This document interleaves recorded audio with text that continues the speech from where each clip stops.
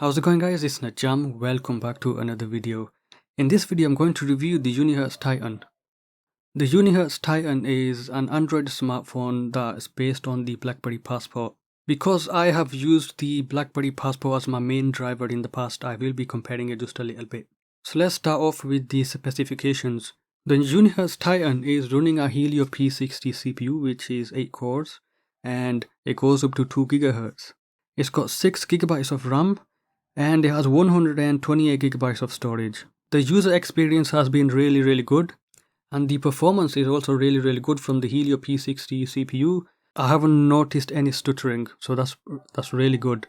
When it comes to gaming, you will want to reduce the graphics a little bit, because the Helio P60 is a mid-range CPU. It's not designed for really heavy stuff such as gaming, although gaming performance is decent on this.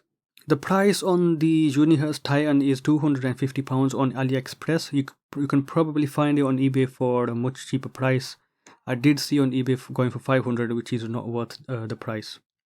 Let's take a look around the device. On the front you have a massive display, which I'll talk about in a bit. You do have a physical keyboard, which is also touch sensitive. I'll also talk about quite a bit about this as well from the user experience. On the left side you have the SIM card slot as well as the micro SD card slot. You do have a function key, which I've mapped to changing the phone going into mini mode, and I'll talk about that in a bit. I'm going to go ahead and go back to normal. You can do multiple functions just like with the Unihertz Jelly 2, and I'm assuming with all the other Unihertz phones they do have a function button on the side. On the other side you do have the power button, and you do have a volume up and down. On the top you have a headphone jack, which I've not used. On the bottom there is a Type-C port for charging. The microphone is just over here, and the call quality has been pretty nice. On the back you do have a 16 megapixel camera as well as a flash, and down here you can see 2 grills, but only one of them is a speaker. Over on the front you do have a front facing 8 megapixel camera. The fingerprint sensor is in the middle, which is very nice. Let's talk about the build quality on this phone. The name probably gives it away. It's an absolute titan of a phone. It's a rugged phone, so it's not a normal phone that you would find such as the Pixel. This is a rugged phone, which means it's going to be very sturdy, very well built. You can see it has metal plates on the side, and also on the back they just screwed it in. And this is a soft touch surface. I'm not sure if it's plastic. It feels very strong. This is a very sturdy phone. The other thing is it is rated IP67 waterproof, and the display does have Corning Gorilla Glass, so it's meant to be thrown around. You can probably run it over with 3 cars and trucks. It might not break. I haven't dropped it yet, but I have complete confidence this thing is not going to break. It's a very rugged phone. So build quality, I don't give numbers, but I have to give it like a 10 out of 10. This is built like an absolute tank. Let's talk about the display. On the front over here you have a 4.5 inch square display, and you can see the resolution on the phone screen, which is 1432 by 1436. Now the BlackBerry Passport might have had the exact same display. The Passport also had a 4.5 inch square display, and you can see by the details that it has 452 dpi. It's a TFT display.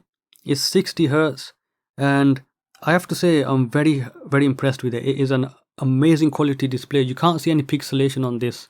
Not there's a point in getting it right up close, but it looks like paper almost, because the resolution is really high. So one thing I will mention, I do find personally the scaling to be a little bit big, because this is a very big display.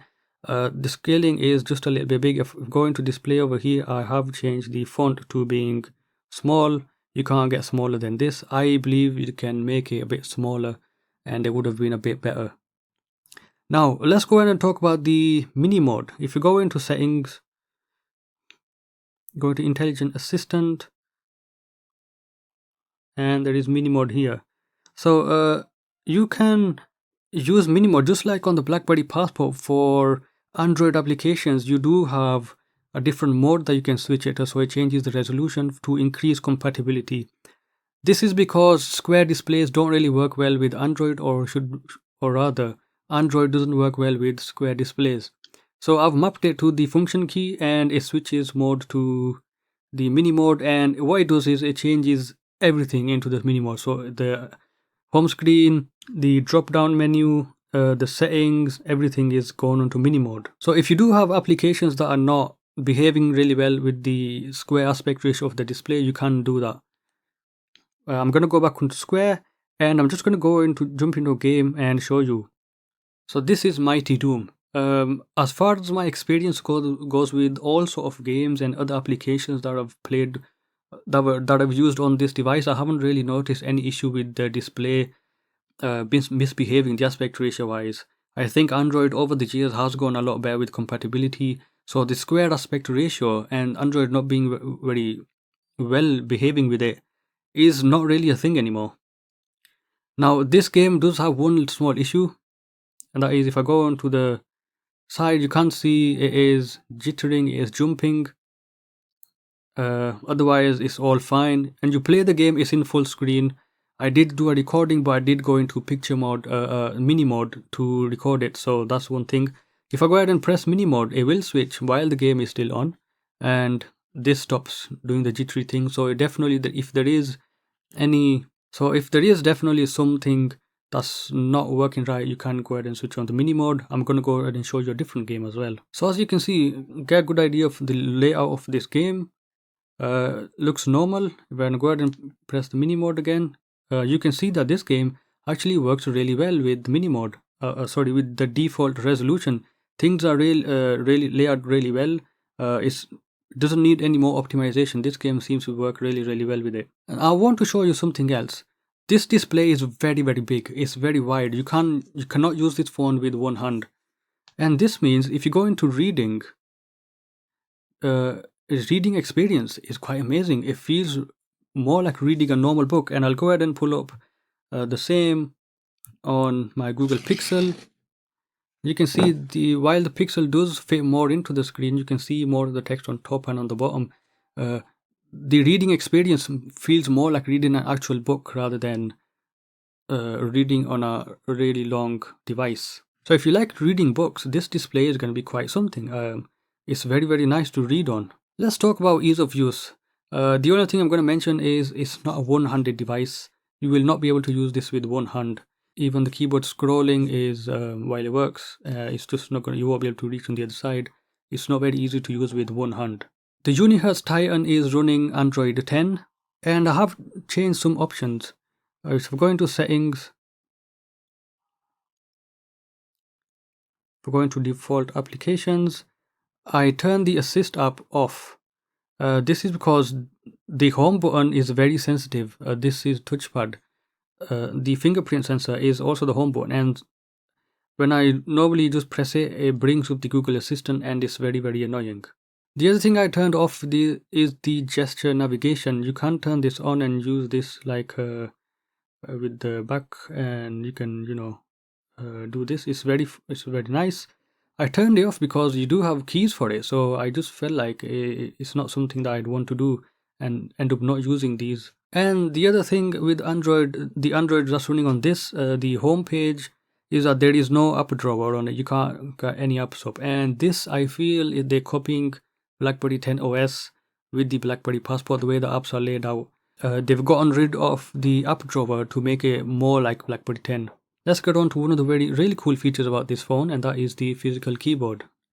This physical keyboard is really nice, and it has quite a lot of functionality as well. So you can scroll with it. You can also do shortcuts, which I've turned off, but you can start searching for it and it'll pop something up. I will mention one thing. If I go into Intelligent Assistant, keyboard shortcuts, if you do have a shortcut on here, it will block out typing on the home page. So if you want to type, let's say B for example, and then do a Google search, you will not be able to press B. It will be mapped to a shortcut on the keyboard. So I'm just going to show you the keyboard in action over here. You can, because it's a physical keyboard and it's available, you can actually use it to move around in supported applications, which is very fun. And when it comes to using this for emulators with Game Boy Advance or Game Boy Color emulators or some of the likes, This will be absolutely amazing. I can walk around with the WASD. Oh, switched guns. E to switch gun. If I go into a video here, this is a MPV video player and it supports keyboard gestures. I can press play with the space. I can do different gestures. I can press I, and this is just like on Linux and other applications. You can't use the keyboard to just the way it normally works. Play, pause. I mean, it's really cool. And the other thing is you can scroll to change the volume and scroll up and down as well. That does work on this as well, so that's very nice. Now let's talk about the fingerprint sensor. As you noticed, unlike the other phone that I've used, the Pixel, this is just a little bit slower. Even though it's a really big fingerprint sensor, it's not the fastest and not the most accurate that I've used. The one on the Google Pixel 4a, which is smaller, seems to be faster and much more accurate. But I'd rather have a fingerprint sensor than not having one. Typing on the keyboard is very cool. You can build muscle memory from this. Just like with the BlackBerry Passport, you do have the virtual keyboard that pops up. And depending on the different context, if you're typing in passwords, it will pop up a number row as well. Whereas as far as muscle memory goes, the keys are designed with the same angle and everything. So with the BlackBerry keyboards, the keyboards that BlackBerry makes, they had a different angle on each key. So when it comes to muscle memory, it was a lot better on the BlackBerries. This doesn't have that. This is just a very generic same shape to all the keys. But you can definitely build muscle memory on the phone. In the intelligent assistant, you can see a scroll assistant. Now you need to enable this. This means you will be able to scroll up and down with the physical keyboard. By default this is off, and I don't know why, but when it's off you can't use the touch gesture on the keyboard. You have to go into this option over here and enable virtual keyboard. With this not enabled by default, it's not enabled, which is very annoying. It will start popping up the virtual keyboard, otherwise without it doesn't pop this up. So there's the one thing. To be fair, you don't really need it because all the symbols and everything are on the keys over here, so you can't press the each corresponding button to just type that in. But I just find, just like with the BlackBerry Passport, the most common used symbols are up here. So instead of having to just use the shift or the alt key, it's just easier to just tap the screen. When you're typing an email, you do get suggestions. Now you can't unfortunately swipe up to type. That's not a feature on this, which on the BlackBerry Passport that was a feature, and it was amazing. It was very, very quick at typing with that, because this keyboard also learns the words that you use. And so if I want to write key, now you do notice the middle one is blue. So if I press space, it will type that one in. So it doesn't have swipe typing, but it does have predictive text, and it will autofill in the word. Another thing about the keyboard is that these navigation buttons are also touch sensitive. So that's very cool. The whole keyboard is touch sensitive. If you go into the intelligent assistant, you can see that there's an option to swap the alt and the shift key. And so I found when typing numbers, I can easily just use the shift key and type numbers. And also to type emails, it's just a lot easier to just use the shift key. When it's in the normal positions, it's a bit annoying to use, and I just don't like it.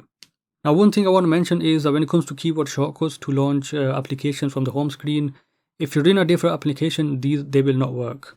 Another thing I want to mention is that when it comes to keyboard scrolling, you'll notice that it's not very smooth. I believe they've mapped it to mouse scrolling, so its resolution is a bit low, but when you flick, it is smooth. So that's one thing. I will switch to landscape, and you can scroll up and down, but it's just not smooth. It's a lot smoother to scroll with the screen. Another thing I want to mention is that the scrolling does not work on every application. For example, in this PDF reader, Google Drive PDF reader, I can't use the keyboard to scroll, so it's a bit annoying. It doesn't work in every application, but for the most part, it's a generic scrolling action. So it will work in applications like Amazon or just generic applications, because it's just general scrolling around. Under the intelligent assistant, you can't see LED notification. I have turned these off because I find them a bit annoying, but there's a notification LED on top over there, and it works, and it's really useful for most things. I just got a bit annoyed with it, so I turned it off. Now let's talk about the camera. The camera on this phone, unfortunately, is one of the worst cameras I've used on a phone. If you're under good lighting conditions, the camera is going to give you good images. But for the most part, even under room lighting conditions, if you look at this image here, I'll go ahead and zoom in. This is a product shot. Now, if you look at the same image taken with each camera over here, you can see the difference in the detail. I'll put the image up if I need to, but you can just see that under room lighting, there's a big difference in the detail that it captures compared to the pixel camera. The camera for the most part is just not very good. There's too much smudging going on, and if you look at this image here, I took this with a glowing sky, and you can see that it's all just white. There's no redness in the sky, and the detail is probably out of focus, but it's just not very good at focusing in the low light as well. These colors are horrendous from this camera. Apart from that, under good lighting conditions, because it's 16 megapixels, you can get a decent detailed image. The speaker is on the back, and it's a mono speaker. Now, you might think that this is a negative, which it generally is, but because you'll be holding the phone like this, it bounces the sound through, and it almost feels like you're having a front-facing speaker. So that's pretty nice. As far as the sound quality goes, it does get pretty loud, but I will say the speaker is tinny. It sounds very boxy because I think it's in there somewhere, and the sound is bouncing around and coming out. It sounds a bit boxy. I'll put in a sample right over here. This is a speaker test of the Unihertz TiTAN. I'm just going to play this video of mine. In this video I'm going to review the Unihertz Jelly 2. This has a 3-inch display with a resolution of 854 by 480p. It has a Helio P60 8-core CPU which goes to 2 GHz. It's got 6 GB of RAM, 28 GB of storage. The build quality on this phone is exceptional. It is really nice. Because this is a small phone, it's very easy to just reach at the other corner of the display. So you go on Instagram. So here's Instagram. It doesn't control highlights very well. But as far as the detail goes, if you zoom in, you can actually see it has really good detail. The 16 megapixel camera on the back is very nice. So I've easily been able to get a one full day and then a little bit left over for the next day. It does feel a bit heavy in the hand, and that's because it's small. And the speaker is also mono as well. So it does have 2 grills, and I don't know why they didn't fit another speaker in, but it is mono. Now let's talk about the battery life. This has a 6000 milliamp hour battery, which is huge capacity for this phone even today. And I can get about 2 whole days with it, which is just really good. So as far as battery life goes, it is amazing. There is one negative, well actually it's not a negative. Because it's a big battery, it takes a while to charge up as well. So it takes about 2 hours rather than 1 hour on another phone, so it does take twice as long. Now let's talk about what I like about this phone. Number one, the display. I love the display. It's a very big display, and I also love the format on it as well. It's very good for reading. The second thing I love about this phone is the typing experience. It's very nice to type on. Number 3, I love the battery life on it. I feel very confident going over another extra day and sometimes even 3 days without having to charge the phone, which is very nice. Yesterday I did not charge this phone and it's only on 48, which means I can go for another whole day. And number 4, I do love the build quality. It's an absolute TiTAN. So it's called a TiTAN for a reason, I guess. Now let's talk about some of the things I don't like about this phone. Number 1, this is a very heavy phone, and it makes it hard to type on. You cannot type with one hand. You cannot hold it for a long period of time with one hand. It's a very heavy phone. Number 2, the keyboard backlighting just goes off. As you can see, it's not on. When I scroll, it's not going to come on. The only time it comes on is when I press on the button or I press any other button. Unlike the BlackBerry Passport, I believe when you touch the screen, the keyboard lighting comes on. This keyboard light is almost always off, so when you need it most, when you look at the keys and you need the backlight on, it's off. So to turn it on, you just need to press a button, which is just not very convenient. And the other thing is, it also turns off very quickly. so it doesn't stay on for very long. Another thing I don't like about this, and this is my personal opinion, I feel the keyboard is a little on the big side. The BlackBerry Pos4 had a keyboard that's a bit smaller than this, and I think that was just the right size when you could hold it like this, like a claw, and you can type on it. This is just a little bit big because I'm having to move my hands a bit to type on. It's a fine keyboard, it's very nice to type on, and you can definitely get used to it with the muscle memory and everything and start typing, but it's just a bit big even for a passport style smartphone. Another thing I want to mention is that because I've used the BlackBerry Key 1 as well, which is running Android, which is a very nice phone, I keep going for the spacebar for the touch, for the fingerprint sensor. And also, I just want to mention, because these are keys and then the fingerprint sensor is not a key, it's a touch sensitive area. Maybe it's just me, I keep getting confused a little bit, especially when I started using this phone. I did get confused a little bit.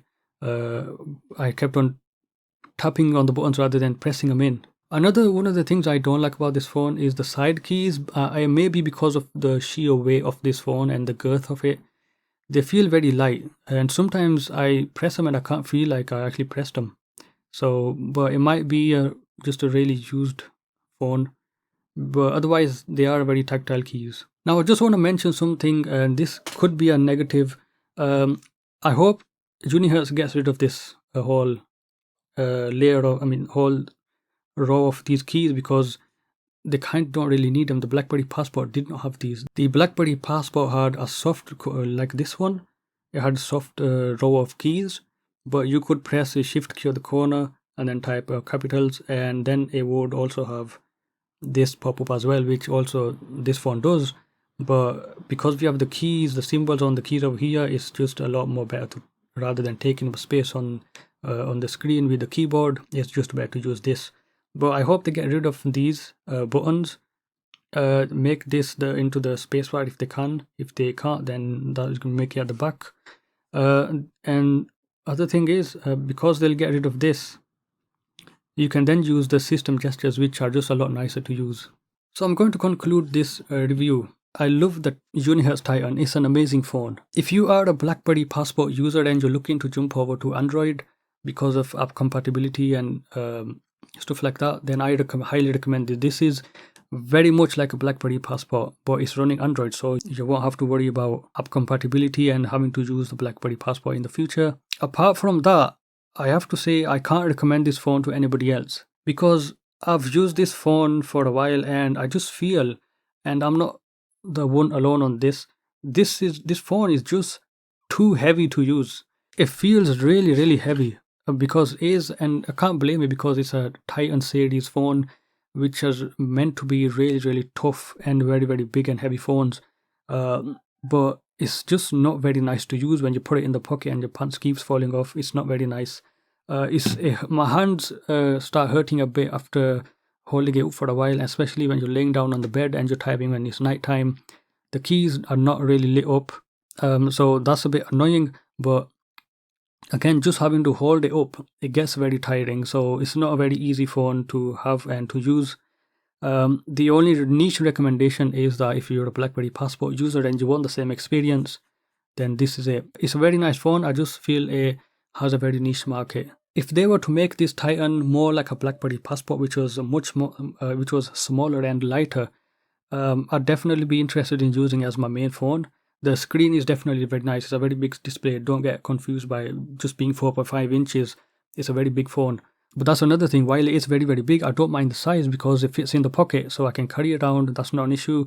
Main gripe I have about this phone is that it's just very heavy. But I'll end the review here. If you guys have any questions about this, ask me in the comment section below. Thank you guys for watching. I'll see you guys in another video.